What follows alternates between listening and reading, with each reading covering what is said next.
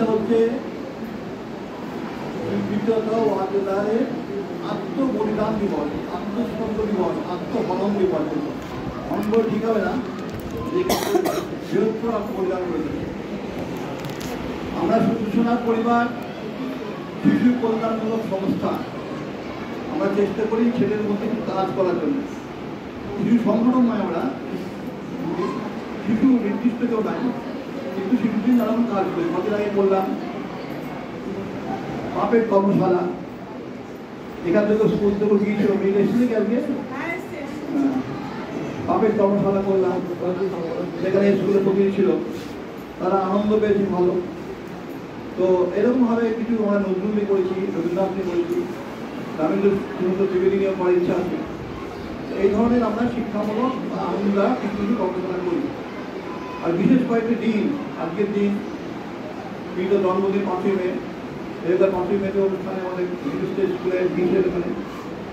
তারপরে 12ই জানুয়ারি ফাঁসির দিন, আমাদের জন্মদিন 18 এপ্রিল চট্টগ্রাম বিপ্লব দিবস, নতুন জন্মদিন শহীদ নবীনে বাকি জেলার একমাত্র শহীদ স্বাধীনতা আন্দোলনের,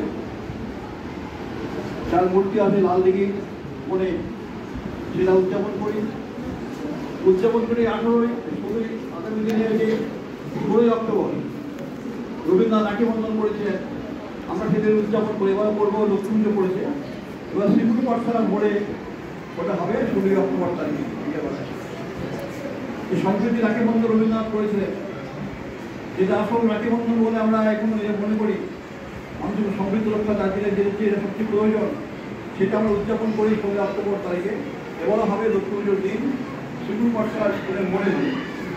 অর্থাৎ আমাদের এই প্রতিষ্ঠানের যে কাজ, চেষ্টা করছি সীমিত ক্ষমতা বলতেও বৃহত্তর মন্ত্রমতে ছড়িয়ে দেওয়া যায়। তোমরা যারা ছাত্ররা এখানে আসে তাদের কাছে বলে শেষ করবো, দ্বিতীয়তা যাকে স্মরণ করবো। আজকের দিনে তোমার দেখছো একটা চারিদিকে আওয়াজ চলছে, কি আওয়াজ চলছে জানো? কি চারিদিকে আওয়াজ চলছে? একটা স্লোগান চলছে খুব, জানো কেউ? হ্যাঁ, এই ছোট বলো কি চলছে স্লোগান একটা খুব চারিদিকে? বলো মেয়েরা বলো, শুনছো একটা স্লোগান চলছে খুব চারিদিকে একটা, রাস্তা ঘাটে টিভিতে কি স্লোগান চলছে? জানো কি স্লোগান চলছে? হ্যাঁ টিচার বলো, মেয়েরা বলো। হ্যাঁ, তাহলে আজকে সেই জাস্টিস চাইতে গেলে যাদের উপর নির্ভর করতে হয় আদর্শবাদের উপরে, সেটা হচ্ছে বিদ্যালয়।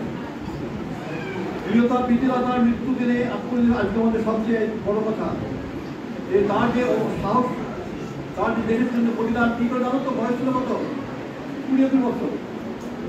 20 বছর, 11 সালে জন্ম, 32 সালে তার আত্মবলিদান হয়। এবং এই বয়সে মাস্টারদা সুন্দর সেনের শিষ্যত্ব গ্রহণ করে তার সম্মানে যুক্ত হয়ে আকুলি কুকুলি করছিল তার মনে, যে মেয়েরা তিনি কাজ করতে পারবে না, সাধারণত শুধুই পুরস্কার করবে, আমাদের কোনো ভূমিকা নাই। কেন এরকম ইতিহাসে মেলা আছে, বড় বড় নারীর ছেলে পুরুষ 100 মিলে কাজ করেছে। সেই শ্রেণীর ছেলে মেয়ে একসাথে কাজ করার জন্য আগে সূর্য সেনের যে দল, ইন্ডিয়ান রিপাবলিক আর্মি, সেখানে প্রথম দিকে নারীদের সম্বোধন করা নিষেধ ছিল। পরবর্তীকালে সে পরিবর্তন হয় এবং তারা নারী সম্মান করার উদ্যোগ গ্রহণ করে। এবং সেই তারপরে কিন্তু প্রথম দুজন কল্পনা দোষী এবং দত্ত অথবা বিয়ে পর দোষী হয়েছে, কল্পনা দত্ত এবং বিদ্যুলতা অন্তর্ভুক্ত না। বিদ্যুলতা কিন্তু পড়াশোনা খারাপ ছিলেন না। আগেকার দিনে রাজনীতি করতে আসতেন, স্বদেশী করতে আসতেন, তাদের শিক্ষা জীবনে অত্যন্ত উজ্জ্বল ভালো ছেলেরা, পরীক্ষায় যারা ভালো রেজাল্ট করতো, তারা কিন্তু এই আমাদের স্বাধীনতা সংগ্রামে আসতেন। পরবর্তীকালে আমাদের সময় থেকে যে রাজনীতি করতে যারা ভালো ছেলেরা স্কুল কলেজে, তারাই সমাজের জন্য ভাবতে আসে, তারাই সমাজের কাজ করে। সুতরাং এটা কোনো কারণ নয় শুধুই বই পড়তেও ভালো রেজাল্ট করতেও সমাজ ভাববে না। নেতাজি সুভাষচন্দ্র বলতেন যে সপ্তাহ ধারণ পাবো বিশ্বাস করে না, বই পড়ার সমস্যা হয় না।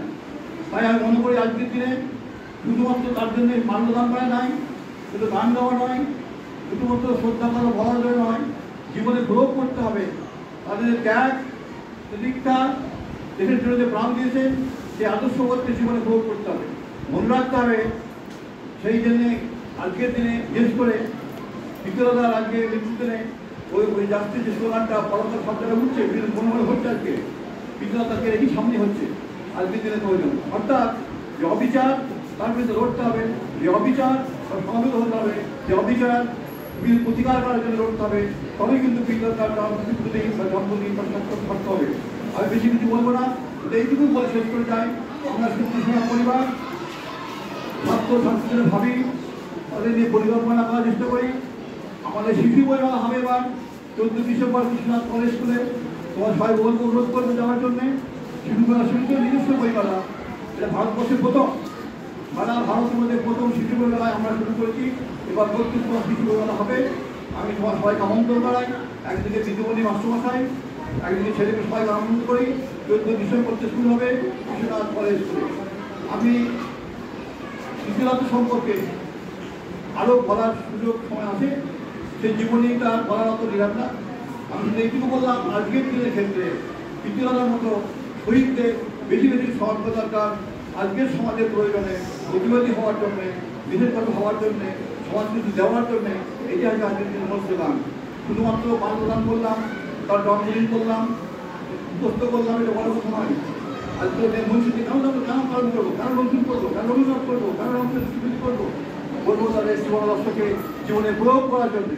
এই প্রয়োগ না করতে পারলে আমাদের এই জন্মদিন করার কোনো সার্থকতা নাই। এই কথা বলে আমি সংক্ষেপে আর কথা ভীষণ বলবো না আজকে, কিন্তু বলতে হয় সংগঠনের একজন কর্মী হিসাবে। তাই আমি বললাম, সবাইকে আমার পুনরায় আশীর্বাদ অভিবাদন জানাচ্ছি, জানিয়ে আমরা শেষ করছি। পরবর্তীকালে